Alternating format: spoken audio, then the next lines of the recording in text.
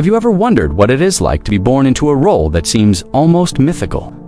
Imagine being a living symbol, a direct descendant of a sun goddess, born in the heart of Tokyo in 1933. This was the world that welcomed Akihito, the future emperor of Japan. But his childhood was far from a fairy tale. He was just a boy when the skies over his city filled with the terrifying drone of warplanes. This early experience of war's devastation would shape his entire life, planting the seeds for a lifelong quest for peace. As a young crown prince, Akihito's path was unlike any of his predecessors. While deeply rooted in ancient Japanese tradition, he looked outward.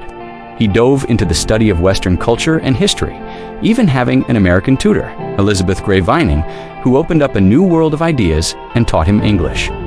But his curiosity didn't stop there. He developed a deep personal passion for something quite unexpected: marine biology. Specifically, the humble goby fish. This wasn't just a fleeting hobby, it became a serious scientific pursuit, a space where he was not just a prince, but a researcher contributing to the world's knowledge.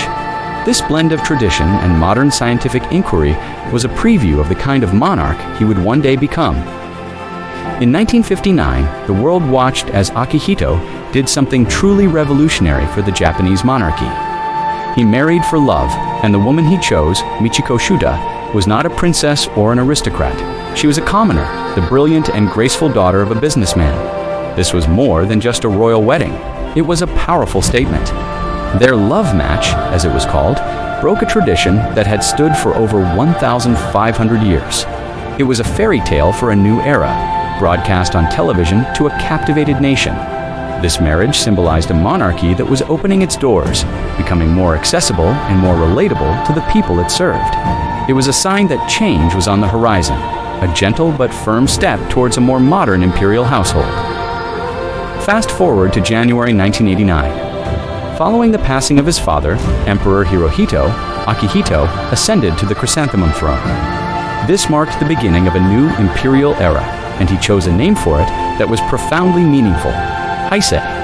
The name translates to achieving peace. This wasn't just a hopeful slogan, it was a mission statement. After the turbulence of the preceding Shua era, which had encompassed World War II, Emperor Akihito's reign was dedicated to healing, reconciliation, and fostering peace both within Japan and around the world. His role was no longer that of a divine, distant figure, but of a constitutional monarch, a symbol of the state and the unity of the people. He embraced this role with a quiet dignity and a clear purpose, setting a new course for the world's oldest continuous hereditary monarchy.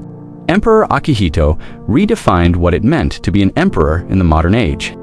He believed his role was not to be distant and unapproachable, but to be present with his people, especially in their times of greatest need. He and Empress Michiko made it their mission to connect with ordinary citizens. Whenever a natural disaster struck Japan, an earthquake, a tsunami, or a typhoon, they would be among the first to visit the affected areas. They wouldn't just observe from a distance. They would kneel on the floors of evacuation shelters, speaking directly with survivors, listening to their stories, and offering quiet, heartfelt comfort. These images of the emperor and empress connecting with people on a human level were incredibly powerful. They showed a monarchy that cared, that shared in the nation's sorrow and its resilience. His quest for peace wasn't confined to Japan's borders. He undertook historic journeys to former war zones, places like China and the Philippines, that had suffered immensely under Japanese occupation during World War II. On these visits, he consistently expressed deep remorse and sincere sorrow. He didn't make political apologies, as that was not his constitutional role, but his words and his solemn demeanor conveyed a powerful message of reconciliation. He visited memorials, laid wreaths, and spoke of the importance of remembering history correctly to ensure such tragedies are never repeated. These acts of diplomacy were deeply personal and courageous, helping to heal old wounds and build new bridges of friendship. He showed the world that a monarch could be a powerful force for peace, not through command, but through humility and empathy. Then, in 2019, Akihito did something no Japanese emperor had done in over 2 centuries. He chose to abdicate. Citing his advancing age and declining health, he felt he could no longer carry out his duties to the fullest. This decision was, once again, a thoughtful blend of tradition and practicality. It ensured a smooth transition and allowed him to step down with dignity, passing the torch to his son Naruhito. This act initiated the new Reiwa era, meaning beautiful harmony.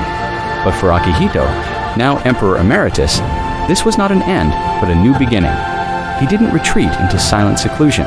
Instead, he joyfully returned to the passions that had sustained him throughout his life. Life after the throne became a testament to his true character, free from the immense pressures of his official duties. He and Empress Emerita Michiko embraced a simpler, quieter existence. Their days are filled with the things they love, taking long, peaceful walks together, a partnership as strong as ever, reading, and of course, his beloved research. He could finally dedicate more time to his passion for ichthyology, returning to his laboratory to study goby fish. Imagine an emperor who, after a lifetime of service, finds his greatest joy in the quiet observation of a tiny fish. It speaks volumes about his humility and his genuine love for learning. He continues to publish scientific papers, a respected expert in his field, a perfect example of a life lived with purpose beyond title or station. So what can we learn from the extraordinary life of Emperor Akihito? His journey offers us profound lessons for our own lives. First, there's the lesson of humility and service. Despite his exalted status, he always saw himself as a servant of the people. He taught us that true leadership isn't about power, but about compassion and connection. He showed us that kneeling to comfort someone in pain is a far greater act of strength than sitting on a distant throne. Second, his life is a powerful reminder of the importance of lifelong learning and curiosity. He never stopped exploring the world, whether through Western literature or the intricate biology of a goby fish. He shows us that having a passion, something that is truly your own, outside of your job or expected role, can bring immense joy and purpose. It keeps our minds sharp and our spirits engaged. And finally, Emperor Akihito is a masterclass in bridging tradition and modernity. He deeply respected the ancient customs he inherited, but he wasn't afraid to adapt and evolve. From marrying for love to choosing abdication, he gently guided an ancient institution into the modern world. He teaches us that we don't have to choose between honoring our past and embracing the future. We can find a beautiful harmony between the two. In our own lives, we can apply these lessons. We can strive to lead with more compassion, to connect more deeply with the people around us. We can cultivate our own passions and never stop being curious. And we can learn to respect our traditions while being open to the changes that allow us to grow. The life of Emperor Akihito is not just a story about a monarch. It's a story about a man who lived with profound purpose, grace, and an unwavering commitment to peace. His legacy is a quiet inspiration for us all. Thank you so much for joining me on this journey into the life of a truly remarkable figure. If you found this story as inspiring as I do, please give this video a thumbs up. And don't forget to subscribe and hit that notification bell so you won't miss our next exploration into history. We'd love to have you as part of our community. Thanks for watching, and see you next time.